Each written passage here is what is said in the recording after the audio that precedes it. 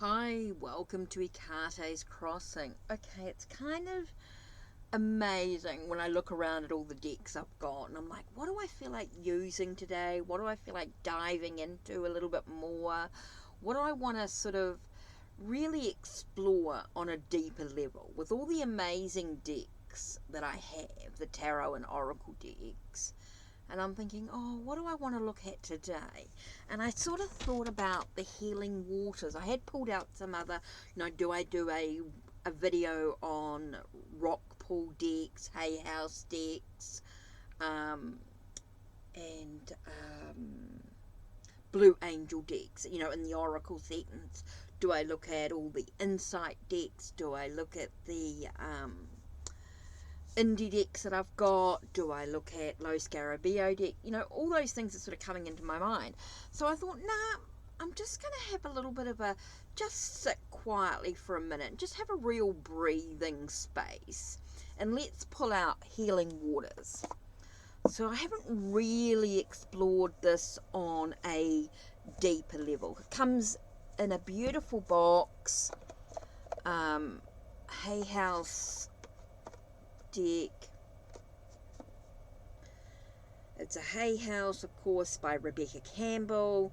The Healing Waters Oracle comes in this beautiful two-piece box, which is absolutely really beautifully done. Unlock the sacred mysteries of the water, from the watery world of the mother to the sacred waters of this world. The physical and mystical element of water has been revered since ancient times as holding the power to heal. Unlock the sacred wisdom of the waters and your innate capacity to heal with this stunning oracle. Okay, so really beautifully done. I think this box is just stunning. Now, you know that most of her decks, the Healing Waters, Rebecca Campbell's decks, do come in beautiful boxes. This is one style of them, which I think is absolutely stunning. Artwork by Katie Louise. The guidebooks are always stunning with this deck, so you know that when you order this, it's going to always come in a beautiful two-piece box like this.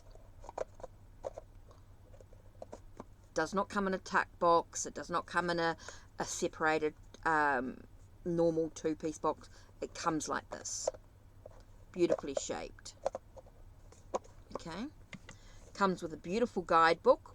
Always comes with a guidebook, which is beautifully done. It's got a lot of great information in the book, and so we sort of want to do a bit of a dive into this. It's got the contents: the Healing Waters, Reflection, Folklore and Mythology. Then it's got Oracle, working with the Healing Waters Oracle. And then it's got the cards, the messages and the interpretations. Acknowledgements. Her journey, which I'm not going to go into here. I mean, this is something that you can do for yourself, diving in. So we want to go into... May we hear the song of the ancient ones. So let's take a nice deep breath for a minute. Let's take a nice deep breath before we pick a card. May we hear the song of the ancient ones imprinted in the waters of the world. Through connecting to the waters, may we attune to the great intelligence of life. May we honor all waters as sacred, both around us and within us. May we protect the sacred waters of the earth so there is plenty for all now and forevermore. Isn't that beautiful? That's what I love, absolutely love. So I'm going to read a little bit of this myself. I'm not going to go into exploration here. I think this is something that you need to do for yourself. Dive into the cards a little bit more. So let's have a look and see, what card are we going to actually reflect on to begin with? Let's have a look and see, what card are we going to reflect on here? So let's take a nice deep breath in through your nose, out through your mouth, and let's sort of connect with the waters. What card are we going to reflect on? Okay, this one here seems to be pulling out on me. Selkie. It's about coming out of hiding and embracing who you really are. So stop hiding who you are. truly express who you are, I think is really important. Don't let others define you. Oh, that was kind of an interesting message I got there. I got, don't let others define who you are. You are who you are, and that's okay. I think that's kind of important to sort of reflect on who we are. So what I'm going to do is I'm going to pull out, let's pull out the, just grabbing a oracle deck here.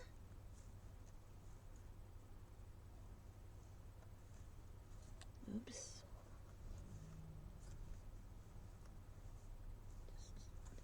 Here we go. The Mermaid Tarot. Right, so let's have a look. So we're talking about expressing who we are. Oh, that was kind of interesting. That just about flipped in my face. Okay, Wheel of Fortune. Okay, so that's reminding us that there's life's ups and downs, and the world moves continually.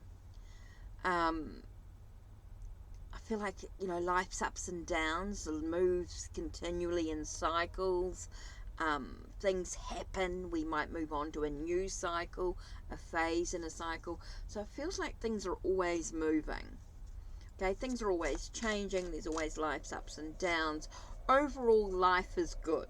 Okay, but it's what we make of it that's important. And the next card we get here is the High Priestess. And this straight away I just got in trusting in your intuition. I feel like it's about creation, creating stuff. Again, I feel like with the moon cycle there, again, you've got that moving, always moving. There's always different phases in our life, and it's about trusting our own intuition.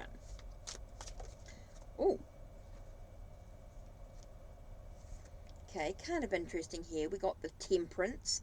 It's about, to me, I feel like a sense of tranquility, staying calm, allowing us to deal with our emotions. Okay, Knight of Swords. I get the sense of getting a sense of clarity.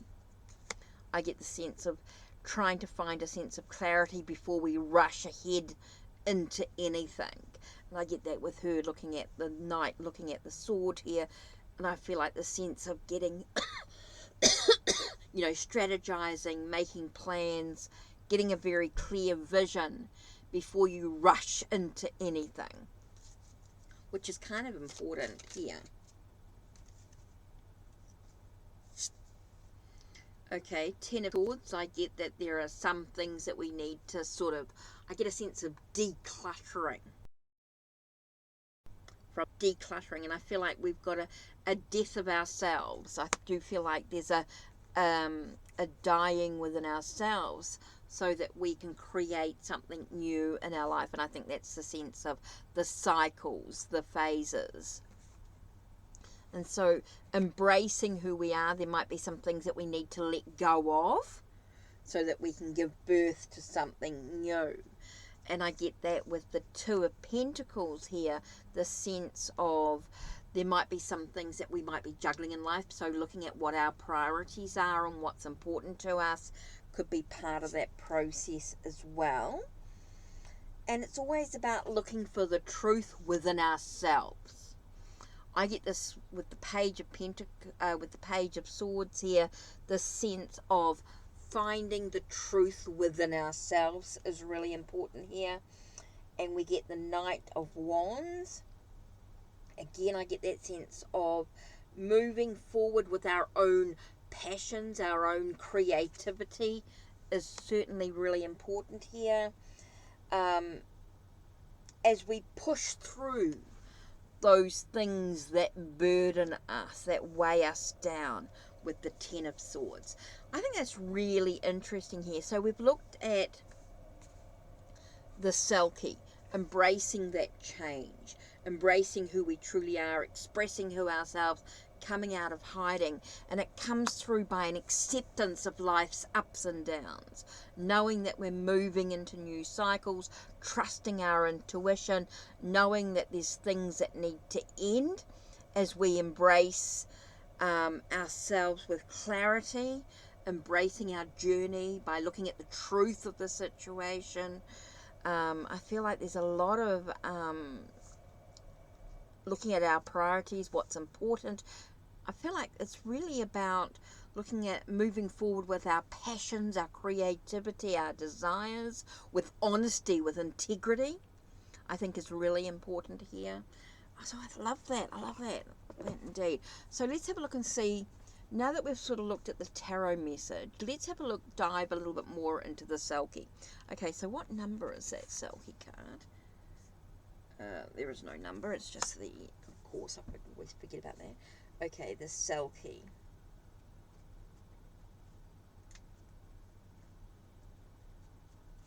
Okay, this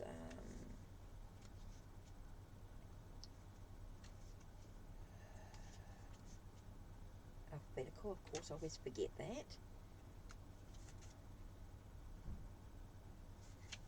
Here we go. Okay, let's take a minute, just take a nice deep breath and listen to this as I'm thinking. So thinking about the message that we've talked about in the tarot cards, let's have a little bit more look at this.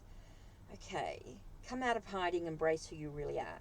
There are many thoughts about what the ancient story of the seal people or Selkie signifies.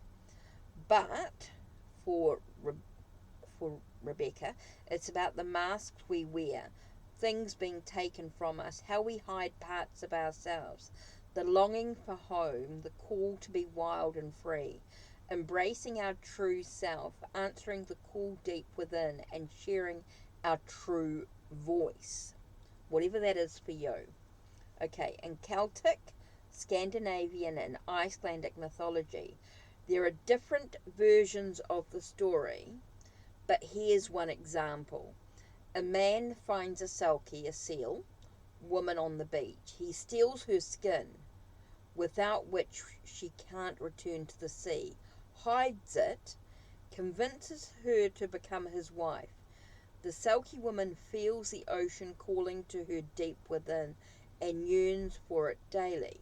The couple lead a normal human life and have children, but eventually the Selkie finds her hidden skin and returns to her home in the sea. It's time to come out of hiding, to show the world who you truly are, to embrace your uniqueness, your weirdness, your you-ness, to swim freely in the ocean of your life. How are you being called to embrace who you truly are? Are there ways that you're hiding your unique light from the world? How can you embrace even more of who you truly are? Are there ways that you're not showing up as your full, true self in your life and in your relationships, whether they're intimate, with work colleagues, with people, or with family, whatever your relationships are, with friends, whatever that is for you? How are you being called to share your voice? Where do you feel that you're being held captive? What do you need to do to feel free? Your soul inquiry. How can you embrace who you truly are? Really interesting. What a great message for us to reflect on and think about as we search for the truth within ourselves, that integrity, the facts within ourselves, that sense of looking at what's important to us. What are our priorities in who we are? How do we remove those masks? How do we push through the burdens that others may place upon us at times? How do we shake free from those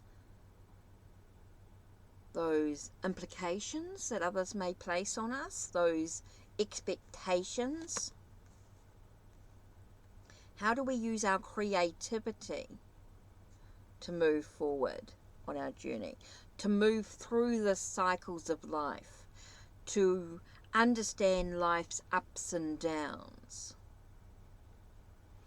to strategize, to plan, to get that sense of clarity before we rush into any battles. I get a sense of picking our battles are really important. To pick our battles is very, very important in this process, in embracing who we are. What do we need to end? What do we need to declutter from our life to give way to the birth of something new? Kind of interesting. Okay, so that's it from me. Don't forget to check the links down below. Check the links on my channel. Like, subscribe, and ring the bell so you know when the next video will be uploaded. Take care, and blessed be.